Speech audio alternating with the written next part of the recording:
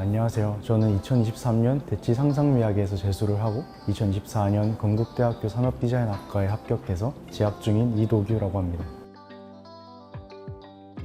저는 2024년 수능에서 국어 100분위 98에 1등급, 영어 2등급, 탐구는 한국지리 2등급, 세계지리 1등급을 받았고 건국대학교 예술디자인대학 산업디자인학과에 합격했습니다.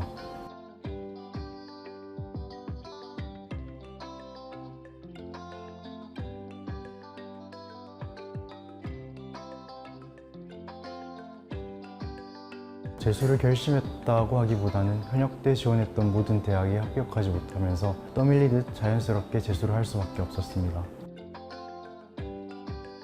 지방에서 현역 입시를 보냈던 만큼 서울의 상위권 미술대학 입시에 대해 잘 알지 못했습니다. 현역 입시 결과가 2월 말에 늦게 나온 터라 충분한 정보를 알아보고 판단할 여건이 되지 않았습니다. 재수 방식에 관해서도 고민하고 있던 상황에 예체능 재수종합학원을 알게 되었습니다. 상담해보니 예체능 입시 정보를 정확하게 알고 계신 것 같았고 우수한 표본에서 나오는 통계는 학생별로 정확한 길을 제시해주는 것 같았습니다. 마지막으로 가장 결정적인 요인은 예체능 학생들을 대상으로 커리큘럼이 구성되어 다른 곳으로 눈 돌릴 필요 없이 필요한 공부에만 집중할 수 있었기 때문입니다. 이와 같은 이유로 여러 선택지 중에 대치 상상미학 학원이 가장 합리적인 선택으로 판단되어 등록하게 되었습니다. 아무래도 예체능이 특화된 재수종합학원이다 보니 실기를 하는 수험생 입장에서 학원 시간에 맞게 조퇴나 외출이 가능해서 좋았던 것 같습니다. 유연하게 조절 가능한 융통성 있는 스케줄 덕분에 학업 외적인 요소에서 스트레스를 덜 받을 수 있었던 것 같습니다.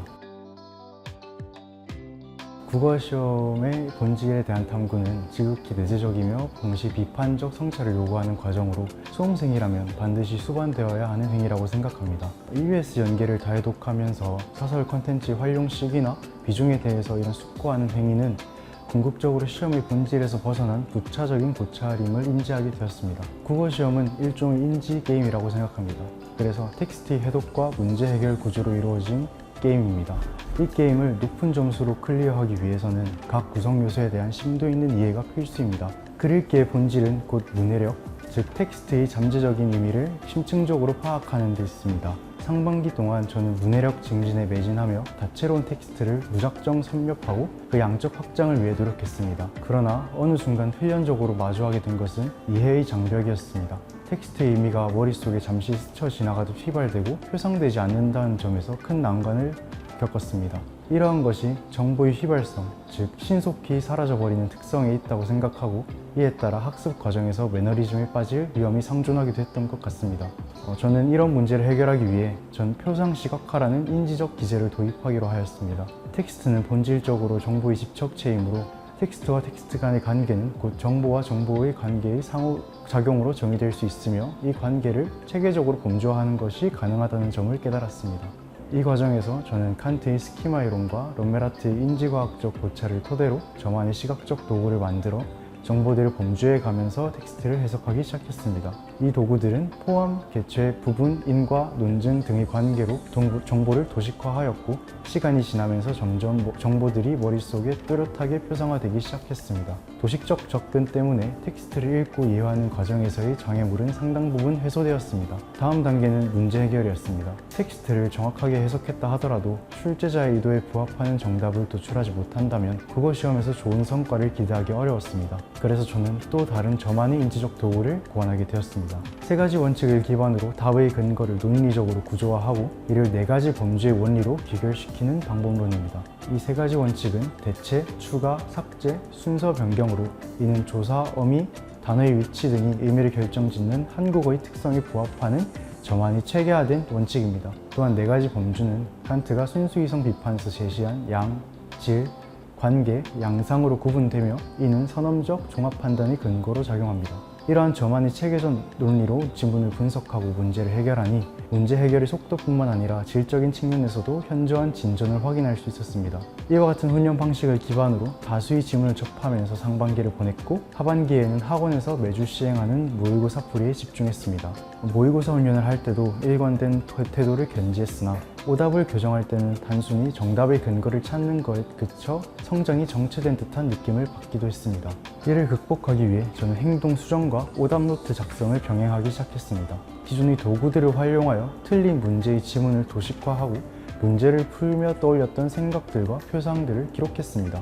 이후 답지를 참고하여 출제자의 논리를 동일하게 도식화함으로써 제 생각과 출제자의 사고 과정을 한눈에 비교할 수 있었습니다. 단순히 정답이 옳고 그르다는 판단을 넘어서 오류가 발생한 사고 과정을 스스로 명확히 규정하고 그 오류를 수정하기 위해 반복적으로 학습했습니다. 다음에는 잘 읽어야지라는 막연한 생각을 넘어서 특정 관계나 양상에서는 이 부분에 주목하고 읽어야겠다는 구체적이고 실천할 수 있는 저만의 행동 방안들을 정립한 결과 수능 당일 강한 압박 속에서도 저만의 일관된 태도로 국어 시험을 마칠 수 있었습니다. 영어 같은 경우에 저는 별도의 시간과 노력을 할애하지 않고 전략적으로 접근하였습니다. 주어진 아침 시간의 영어 단어 테스트를 성실하게 받고 주기적으로 돌아오는 월별 모의고사에서 영어 영역을 풀면서 감각을 유지하는 정도의 방식으로 공부했습니다. 제가 선택한 지리 과목은 흔히 암기 과목으로 오해받곤 합니다. 그러나 저는 이러한 오해가 방대한 개념의 양과 생소한 용어들로 인해 생긴 오해라고 생각됩니다. 지리 과목만큼 철저한 이해를 바탕으로 문제를 풀어야 하는 과목은 없습니다. 이승원 선생님의 개념 강의를 들으며 지금까지 단순 암기 위주로 공부해왔던 방식이 잘못되었음을 깨달았습니다. 선생님께서 개념을 명확히 정해야 하고 그 원리를 쉽게 설명해 주신 덕분에 개념의 뼈대를 잡는 데 큰 도움이 되었습니다. 또한 개념과 문제를 이원화하여 접근하는 것이 아니라 수업에서 배운 개념이 실제 문제에 어떻게 적용되는지를 구체적인 예시를 통해 보여주셔서 학습의 효율성을 극대화할 수 있었습니다. 더불어 시중에서 구하기 어려운 고난도 양질의 모의고사들을 매주 제공해 주신 덕에 수능 직전까지도 집중력을 유지하며 타이트하게 감각을 끌어올릴 수 있었습니다. 재수를 시작하며 서울대학교 입시를 목표로 삼게 되면서 수학 과목을 새롭게 학습해야 한다는 부담감이 상당했습니다. 수학의 학습 비중을 급격히 늘리려다 보니 필연적으로 다른 과목 및 실기에 투자할 수 있는 시간이 줄어들게 되었고 이는 여러 가지 방면에서 딜레마를 초래했습니다.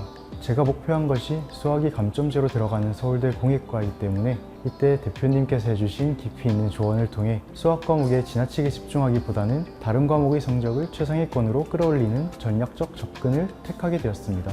이를 통해 저는 보다 효율적이고 체계적인 입시 전략을 수립할 수 있었고 이는 결과적으로 제 목표 달성에 있어서 결정적인 전환점이 되었습니다. 결과적으로 서울대가 안 된 것은 아쉬운 부분이지만 그럼에도 최선을 다한 시간이었기 때문에 후회는 없습니다. 현역 시절에는 공부에 진작이 임하지 않았습니다. 체계화된 전략의 부재와 미대 입시에 대한 심도 있는 이해 없이 무작정 그 경쟁의 장에 뛰어들었던 것은 곧 제 인생에 있어서 방황의 서막이 되었고 결과적으로 부진한 성적이 뒤따르면서 힘겨운 시간을 맞이하게 되었습니다. 그러나 재수 기간에는 학원이 체계적 시스템 아래 엄격히 규율된 틀 내에서 명료한 전략을 수립함으로써 불필요한 에너지 소모 없이 오로지 학습에만 전념할 수 있었습니다. 이러한 집중과 전념의 과정은 곧 현역 시절의 혼돈과 비교할 때 극명한 대비를 이루며 학습의 질적 변화를 끌어낸 결정적 요인이라고 생각합니다. 수능을 단순한 시험이 아닌 게임으로 간주하였습니다. 일상적이고 반복적인 학습 루틴 속에서 무의미한 수험 생활을 영위하는 것만큼 몸이 건조한 일은 없다고 생각했습니다. 저는 수험 생활을 경험치를 축적하고 각종 포인트를 획득해 나가는 것으로 생각했습니다. 상반기에는 제 약점을 인식하고 그 취약성을 보완하는 유연한 학습 방법으로 공부했고 학습의 양과 내용을 고무줄처럼 탄력적으로 조절해 가면서 공부를 즐기고자 했습니다. 매일매일 똑같은 하루를 보내는 것은 존재적 낭비라고 여겼기에 각 과목의 본질적 근간에 대해 탐구하고 이를 심도 있게 연구하며 독창적인 학습 방법을 정립하는 데 흥미를 느끼면서 시간을 보냈습니다. 또한 학습하지 않는 휴식의 시간을 가지는 것에 대해 어떠한 거부감도 없었습니다. 쉬는 날엔 온전히 몰입하여 휴식을 취하였고 그 과정에서 즐거움을 만끽했습니다. 자기 절제라는 명목하에 SNS나 휴대폰 사용을 억제하는 것이 오히려 스스로를 불필요한 스트레스에 몰아넣는 행위라고 판단되어서 지양했습니다. 이를 통해 내적 균형을 유지할 수 있었고 학습과 휴식을 조화롭게 병행할 수 있는 전략적 선택으로 작용했던 것 같습니다. 수험 생활을 하나의 게임으로 인식하고 그 과정에서 유연성과 즐거움을 찾으면서 자기주도적인 탐구와 연구를 통해 나만의 학습 방법을 정립했던 시간들이 제게 있어서는 나름 수험 생활을 잘 버티게 해준 저만의 독특한 방식, 스트레스 관리법이었던 것 같습니다. 내게 있어 수능이란 전국에서 사람들이 모여 하나의 퍼즐을 해결하는 게임이라고 생각합니다. 굉장히 잘 짜여진 게임으로 모든 종류의 대입에 적합하다고 생각합니다. 예체능 학생들도 반드시 갖춰야 할 능력들을 정량적으로 잘 평가하는 시스템인 것 같습니다. 친구들이나 선생님, 주변에서 흘러나오는 온갖 잡음들, 향관에 떠도는 무수한 조언과 정보들, 그야말로 입시 과정은 혼탁한 소음의 홍수 속에서 무엇을 취하고 무엇을 버려야 할지 고뇌에 빠지는 순간이 반드시 올 것입니다. 그러나 그 누가 내뱉는 말이든 그것을 온전히 받아들일 이유는 전혀 없습니다. 그 사람들은 당신이 아니며 당신이 내면적 갈등이나 현실적 상황을 완전히 이해할 수 없는 외부자에 불과합니다. 따라서 어떤 도전적 상황에서든 흔들리지 않는 본인의 일관된 태도를 견지하시길 바랍니다. 자신의 길을 묵묵히 끝까지 잘 완주해내시길 간절히 바랍니다. 수험 생활이라는 긴 여정을 거치는 동안 단순히 공부에 관한 조언을 넘어서 앞으로의 삶을 살아가는 데 있어 통찰의 시간들까지도 제공해 주신 것에 깊이 감사드립니다. 학생과 선생님이라는 관계를 넘어 사회에 발을 내딛는 사회 초년생인 저에게 진심 어린 조언과 지혜를 나눠주신 점, 그로 인해 저희 시야와 식견을 확장할 수 있는 기회를 제공해 주신 것에 대해 깊이 감사드립니다. 상상미학이란 저에게 있어 성장과 고통이 끊임없이 대립하며 교차하는 변증법적 과정이었습니다. 학원에서 겪었던 시간들은 단순한 교육적 과정이 아니라 모순적 요소들이 지속적으로 저를 시험하며 제게 통합적인 성장을 강요하는 일련의 변증법적 투쟁이었습니다. 교육과 계도의 미명 아래 제공된 수업과 지시들은 때로는 저를 고양시켰지만 때로는 저를 좌절시켰습니다. 이러한 상반된 경험들은 끊임없는 자기 반성과 재평가를 통해 제 사고를 더욱 깊이 있는 차원으로 이끌어냈습니다. 즉, 상상미학은 단순히 학습의 장이 아닌 상반된 요소들이 나의 정신과 의지를 밀어붙이며 궁극적으로 나에 대한 새로운 이해와 반성을 거듭시키는 변증법적 장치였다고 할 수 있습니다. 따라서 상상미학은 나에게 있어 끊임없는 모순과 갈등 속에서 스스로를 재정립하고 결국엔 더 나은 나로 나아가게 하는 변증법이었다고 말할 수 있을 것 같습니다.